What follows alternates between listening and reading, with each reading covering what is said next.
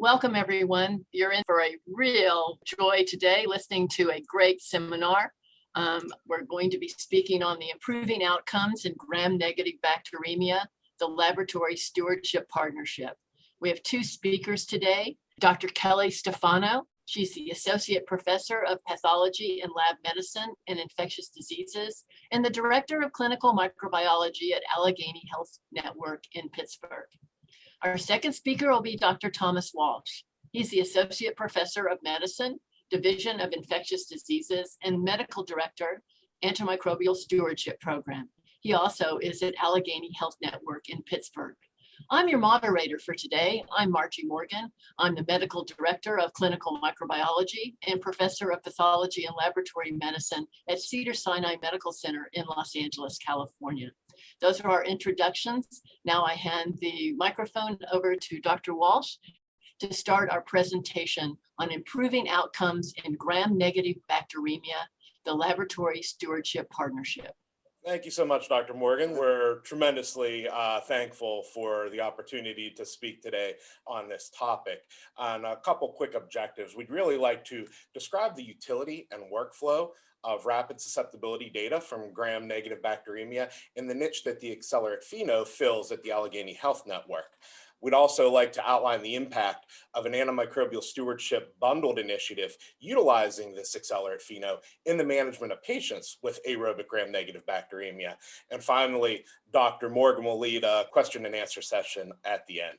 So a little bit of background about Allegheny Health Network. We're a 14 hospital network with more than 200 primary care and specialty care practices of more than 2,400 physicians. And I'd like to focus in on two of our hospitals where we had this pilot project. Allegheny General Hospital, this is our flagship hospital, the largest of the 8 hospitals in our network, almost 600 bed quaternary care teaching hospital with more than 22,000 admissions a year, level 1 trauma center, 5 intensive care units, as well as West Penn Hospital, a more than 350 bed academic teaching hospital with a large women's health program, a large burn center, and bone marrow transplant program. So to kind of orient everybody on this antimicrobial stewardship portion of this, and why was this so near and dear to us, and why did we want to implement this initiative across our network, is what antimicrobial stewardship really is a multifaceted approach aimed at achieving goals of combating antimicrobial resistance, improving patient outcomes, controlling healthcare costs. Our stewardship program at AGH and West Penn Hospital, we have 4 dedicated ID and stewardship clinical pharmacy specialists. We have 3 infectious disease physicians, each with half of their time dedicated to antimicrobial stewardship, as well as 2 infectious disease fellows per year and 1 infectious disease pharmacy resident as well. Our AHN stewardship strategies, what our main overriding goal is to assist our local care providers to optimize our outcomes while minimizing collateral damage of unnecessary antibiotic use, specifically the emergence of resistance, selection of pathogenic organisms, prevention of toxicity. Some of our background initiatives for our tier 1 antimicrobial agents, we utilize prior authorization and mandatory infectious disease consultations when we utilize one of these drugs. For our tier 2 agents, we utilize prospective audit with real-time intervention and feedback to the providers for all patients receiving one of our tier 2 agents. We also have numerous different disease-based initiatives. We utilize clinical decision-making algorithms for our high-yield disease states. We also utilize prospective audit with real-time intervention and feedback for everybody admitted with one of these high-yield diseases as well. And we incorporate a lot of biomarkers and other rapid diagnostics into our clinical decision-making algorithms and care of these patients. Why is this important? Antimicrobial resistance is one of the greatest threats to human health that we have right now. Currently, antimicrobial resistance kills over 700,000 patients worldwide. And by 2050, it'll account for more than 10 million deaths per year. It is a rising plague. We need strategies to help combat this plague of antimicrobial resistance. Pitfalls of unnecessary therapy. So antimicrobial resistance is primarily driven by antimicrobial use. We know that even abbreviated empiric therapy can be potentially harmful. So among patients who receive an anti-pseudomonal beta-lactam, every additional day of exposure, every day, is associated with an increased risk of new resistance developing. We know that de-escalating off of an anti-pseudomonal beta-lactam agent in less than 48 hours, this reduces our C. diff incidence threefold. So it's very important for speed to get patients off of broad antimicrobial therapy. But it's a very delicate balancing act because we know that the timing of antibiotics in sepsis, and especially septic shock, is tremendously important. We know that each hour of delay of antimicrobial administration, effective antimicrobial administration, is associated with a decrease in survival by up to 8%. The time to initiation of effective therapy is the single strongest predictor of outcomes when we're looking at patients with severe sepsis and septic shock. So what are the benefits of speed? Well, we need to reduce our time to both effective therapy to make sure that a patient is not receiving an antimicrobial which is not active against an organism causing this infection, but also optimizing therapy to make sure we're giving as narrow therapy as needed to curb the resistance that will happen. So what does this mean for hemodynamically stable patients? Well, it can decrease our length of stay. We can reduce our downstream effects of unnecessarily broad spectrum therapy, resistance, C. diff infections, and we can also decrease healthcare costs. For our critically ill patients, we need to make sure that we're on effective therapy. This can reduce mortality, decrease our intensive care unit length of stay, improve patient outcomes and satisfaction. At this point, I'd like to pass it back over to Dr. Stefano to talk a little bit about some of our rapid diagnostics we utilize at AHN already. Thanks, Tom. So again, we are very appreciative of the opportunity to speak today, and I'm going to focus a little bit more now on the lab techniques. So Allegheny Health Network is progressive in its thinking about modernizing our lab technology so that we can align closely with the Antimicrobial Stewardship Program, the Infectious Disease Group, and the Emergency Department in particular. Since I came to Allegheny Health Network, we have instituted multiple rapid diagnostics, including the Cepheid gene Xpert, in particular for MRSA and non-MRSA blood cultures. The antimicrobial stewardship team receives real-time alerts with the results, and they then are able to manage the patient both inpatient or contact the primary physician to be able to deal with it as an outpatient. We've instituted a PBP2A for gram-positive clusters in non-blood isolates, which has also helped us streamline our antibiotic therapy. We've initiated the BioFire film array, and this is a syndromic panel for meningitis encephalitis, which helps to narrow that down tremendously as opposed to having to culture or do PCR analysis on a variety of organisms. And most recently, we have initiated the GenMark ePlex respiratory panel. And this again is another syndromic which allows us to look at how many respiratory pathogens might be circulating at a given time. We are able to analyze them all at once and determine the need for isolation, et cetera. Our ASP team provides clinical decision-making algorithms for all of these disease states, and they perform prospective audits. So we're very fortunate to work with a team that is very data-oriented with real-time intervention 24/7, and we get feedback then based on that diagnostic result. So the rationale for this study was pretty exciting. We know gram-negative are the predominant cause of bloodstream infections complicated by this increasing resistance Dr. Walsh just referred to. The current standard technique for diagnosis and treatment of bloodstream infections is to detect bacteria from an automated blood culture system. In our case, we use the BD BACTEC. And the subsequent detection of resistance uses auger plates and semi-automatic equipment. So the auger plates, for example, take 24 hours. We then grow and sometimes have to re-isolate those organisms so we can get a single organism and then put it on the BD Phoenix or another similar piece of equipment that uses semi-automatic equipment to be able to do susceptibility testing. Bottom line, it takes 2 to 4 days during the time the patient may be receiving inappropriate therapy. So we really identified the need for rapid diagnostics and bloodstream infections so we could improve patient care, foster effective antimicrobial stewardship, and allow early optimal targeting of the organism. When we started to evaluate all the instruments, we found that the limitations of most of the gram-negative diagnostics were that while the standard of care took 2 to 3 days for ID and could provide susceptibilities, the goal for here was to be able to reduce the time to optimal therapy. Most available rapid diagnostics only focus on providing a rapid ID of the pathogen, not really limiting or reducing the time that we have to the ideal optimal therapy. So information on susceptibilities not being available or being limited to only a few clinically relevant resistance genes could lead to a false sense of security that we don't have resistance, or it can focus on a genotype too early with platforms that help with escalation but not de-escalation of the drug therapy.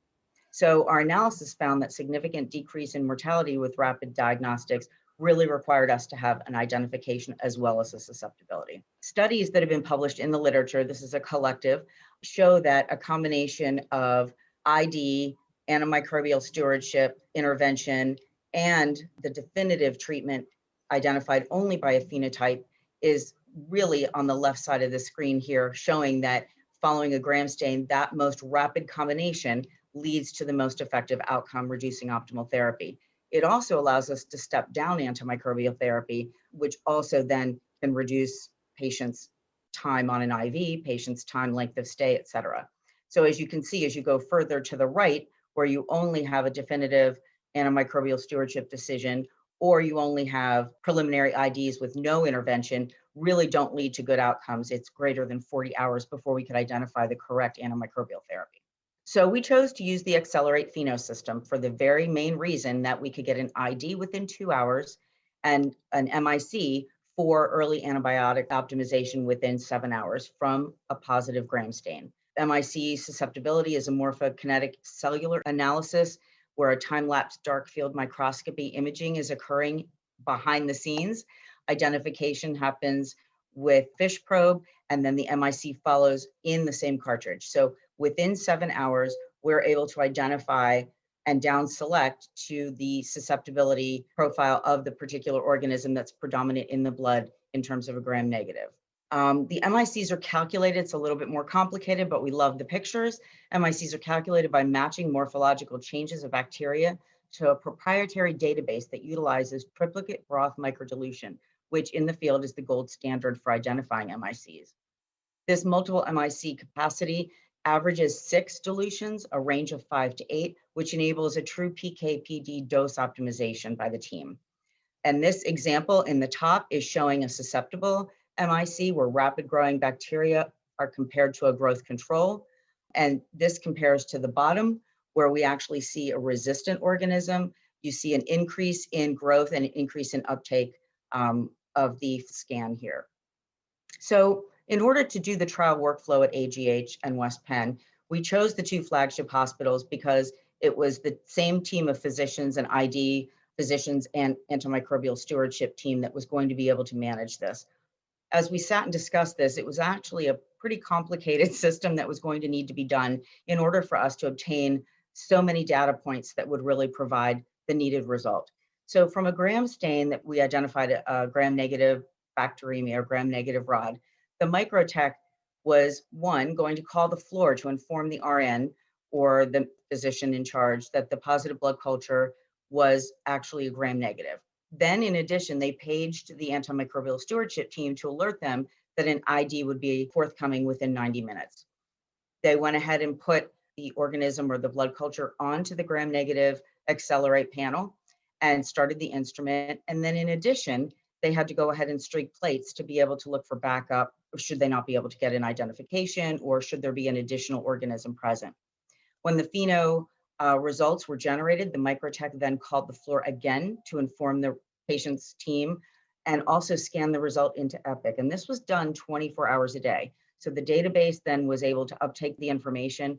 The physician from the antimicrobial stewardship team was able to know that within 90 minutes they would have the actual ID.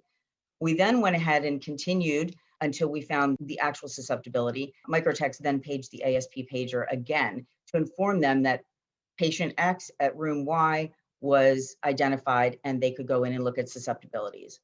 That allowed, importantly, the ID physician and PharmDs to be able to review the results and contact with the clinical team and make appropriate recommendations 24/7. And I think I highlight that 24/7 was really critical, because if we weren't working around the clock in concert with each other, I do believe that we would have had further delays. At this point, I'm going to turn the stage back over to Dr. Walsh, where he will talk about the response from the antimicrobial stewardship team when they received the data from the Accelerate bundle. Thanks so much, Kelly. So yeah, part of the background of our stewardship team is we respond to all of the rapid diagnostics in real time. that Dr. Stefano had discussed before. So as part of the accelerated pheno bundle for gram-negative bacilli bacteremia, we wanted to incorporate not just the real-time communications with the stewardship team, we wanted to work really collaboratively with the caregivers that are going to be caring for these patients. So we created a clinical decision-making algorithm, which included how we would care for the patients with gram-negative bacteremia, whether they're clinically stable, all the way through septic shock, with a larger management algorithm around it. We utilized the accelerated pheno for all the gram-negative bacilli from positive blood cultures. Like Kelly mentioned, we performed real-time communication from the lab to the stewardship team, and then from the stewardship team to the primary care team as well.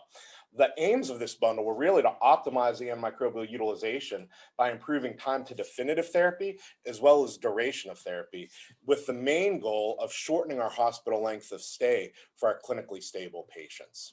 And I wanted to review a little bit of our findings, which we have published recently in Infection. And this was a retrospective pre-post analysis. We compared the management of non-critically ill patients. So these are not your patients in the ICU and septic shock. These were non-critically ill floor patients with gram-negative bacteremia before and after implementation of this bundled approach.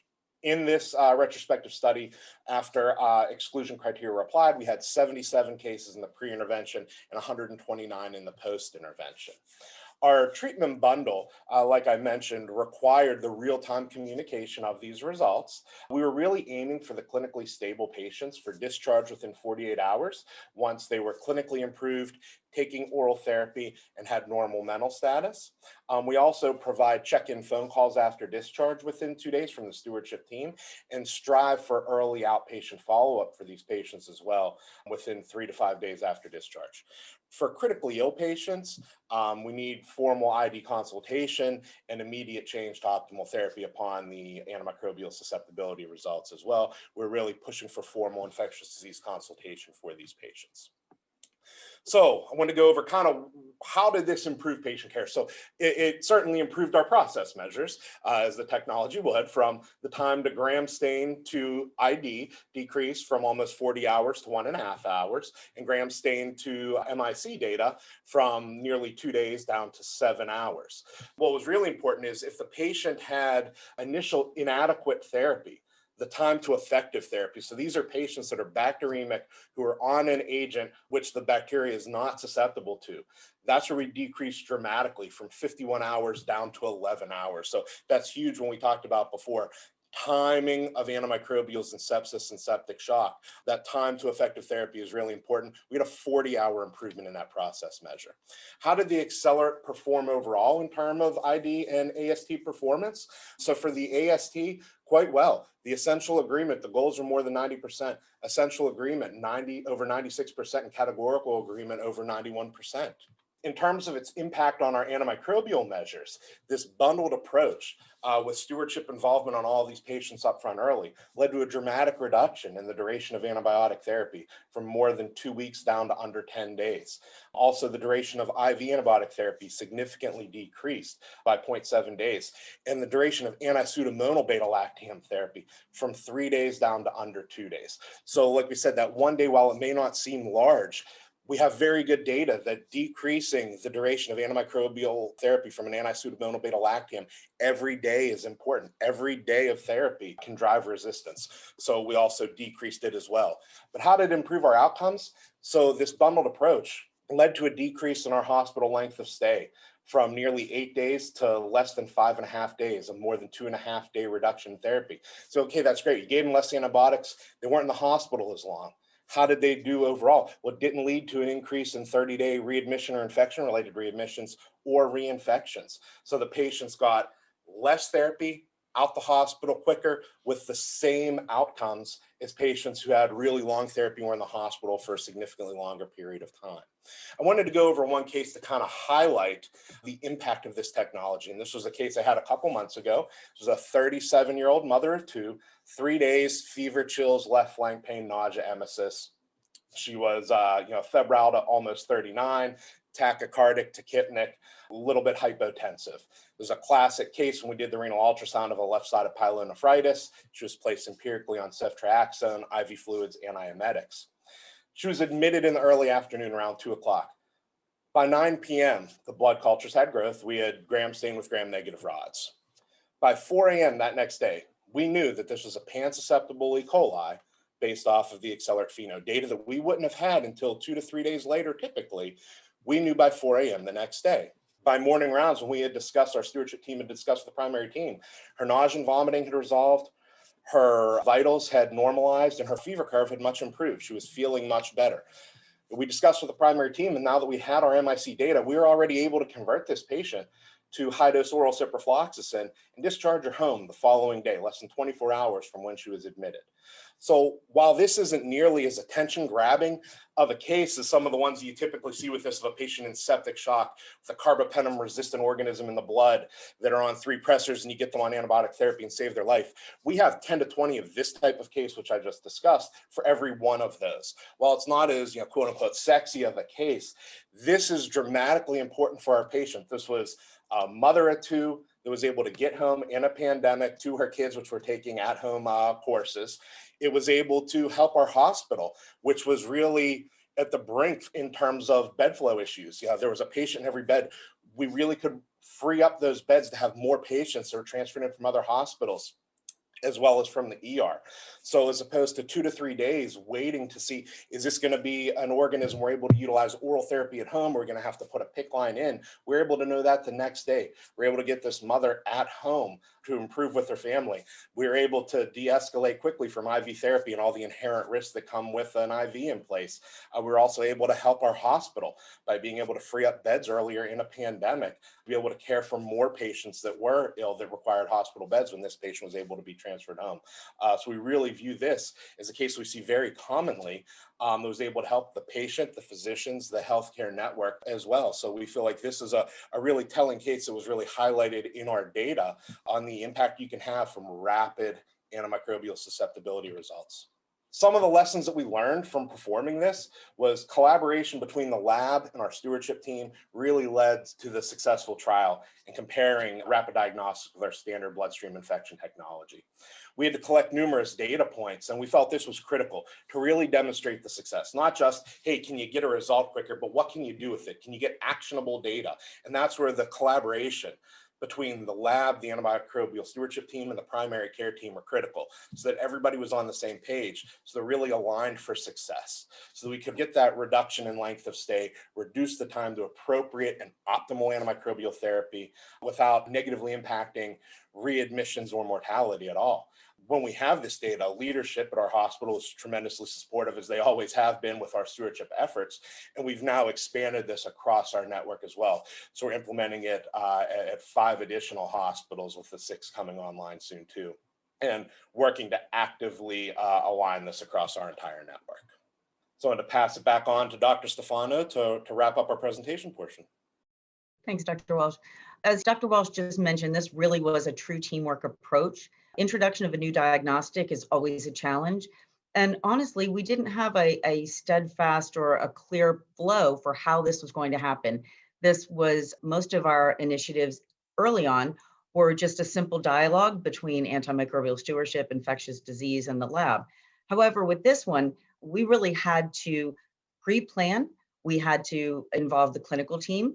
We had to do a true comparison of evaluating new versus our current standard of care. We had a lab executive cabinet that involves all the lab directors, medical directors from all the hospitals, and we're a network of 10 currently, who needed to approve this as a potential going forward.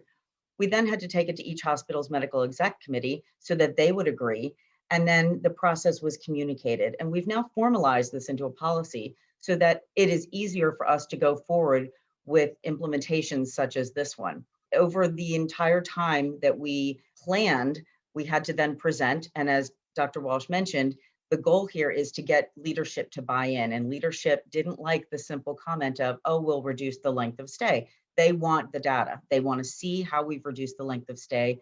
They want to see the change in antimicrobial stewardship and how it's affected, and they want to see the ultimate bottom line for how this is going to change patient care. So the current streamlined workflow, as I described earlier, was much more complicated, and that would not be very effective in a laboratory setting.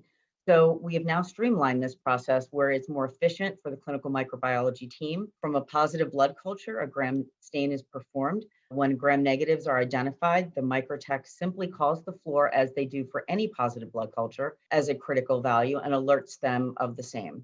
They then page the ID ASP pager to alert them of a positive blood culture ID within 90 minutes. And they then further know that the susceptibilities will be coming within 7 hours. We have since interfaced the instruments, so there's no longer a need to print and scan results.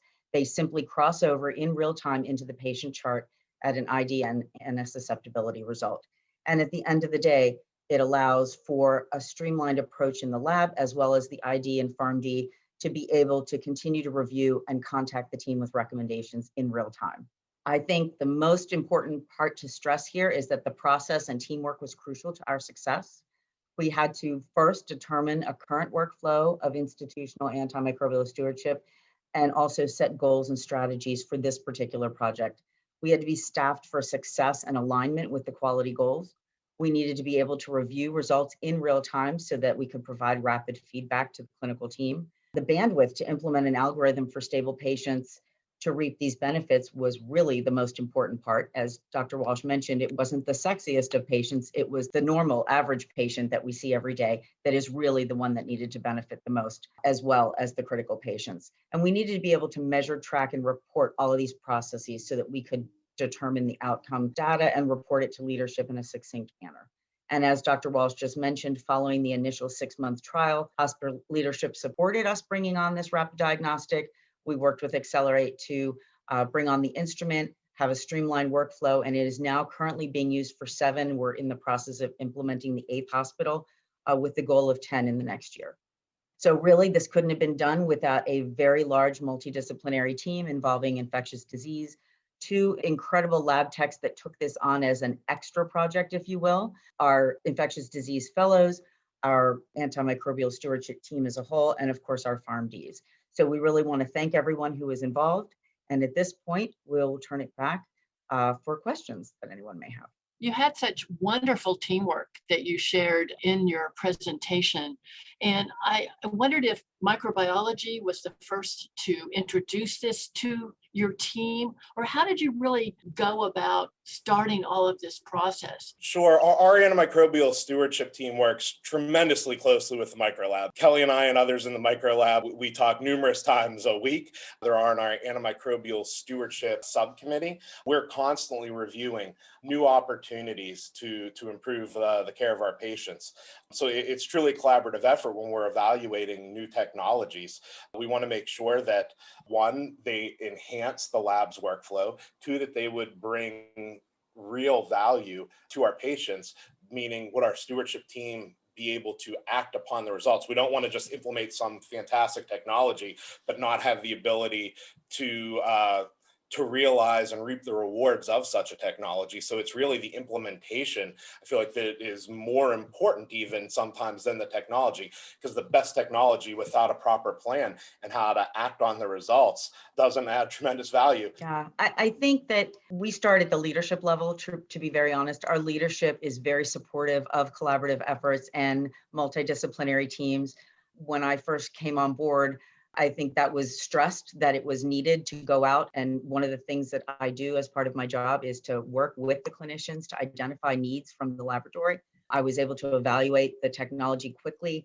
Dr. Walsh actually is the one who made the ultimate decision to move on the Accelerate, but we knew from a lab perspective that we needed additional support and that we needed to move things faster to be, better for our patients. So I think in this case, in the case of AGH and West Penn, it is infectious disease or the actual PharmD.